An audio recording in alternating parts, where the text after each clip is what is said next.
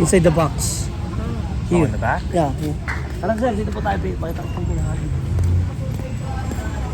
Here, sir. 100 years time capsule. The end of Battle of Manila is February 18, 1945.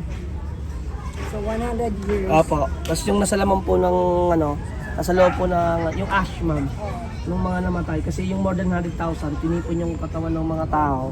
Tapos pinimate nasa loob na po ng box. Tapos meron siyang message. They have a message here inside, handwriting. Yung mga nakasurvive po. Yung mga nakasurvive ma'am, nyari, mga nakasurvive, mga sugatan, nagbigay sila ng sulat kamay. Tapos na sana wala nang digmaan. Ayun po yung sample ng laman ng message. Tapos every February 18, year by year, who the current president of the Philippines have ceremony here. 4 hours, close na Intramuros. Sarado po kasi dito po yung mga ombudsman, yung mga VIP. Kaya sarado po itong Intramuros po ng Dalian, 4 hours. Every February 18. Okay? And this is the listing of torture chamber of Japanese sir. Here. Torture chamber. Massacre sites. Inside the Intramuros here. Before the Second World War, here inside the Intramuros sir, we have 7 churches of Catholic and we have 6 universities. Okay. Every 300 meters before they have a church. And the picture after war. Hey, hold on.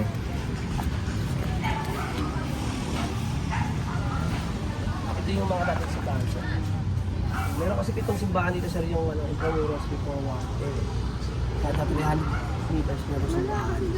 And after the war, we had to...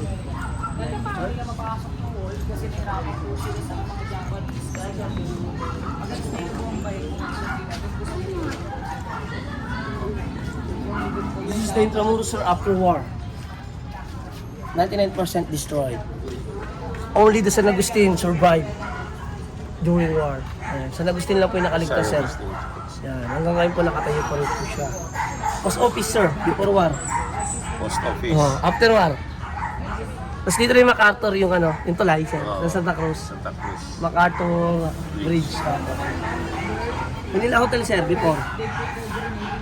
Excel Park. Los Boulevard. Alam niyo sir, yung Monumentary sir. Monumento ni Rizal, sa Europe ginawa yan sir. Hindi na lang dito. Sa Liwabushi. Ito yung kaibigan ni Yamashita sir. Sa pagdating ni MacArthur nung you know this guy sir? MacArthur, yeah. John Douglas MacArthur, when General MacArthur came back to the Philippines in 1944, October, and the Yamashita, they lived Manila, and they decided to go to the north part of the Philippines, Luzon, and Baguio. Iniwan niya na kay Yamashita ang Manila sir. Kasi si Yamashita may dangal. Kasi nung unang sagupa ni MacArthur, pati ni Yamashita, napalubog ni Yamashita yung ang ni MacArthur yung Bartila. May dangal siya. Bumalik si MacArthur, gusto niyang bumawi. Sige, sabi niya kay Yamashita, gina, punta ka na sa bundok, sa ipagaw, di ba sir? Siya may pagdikwa.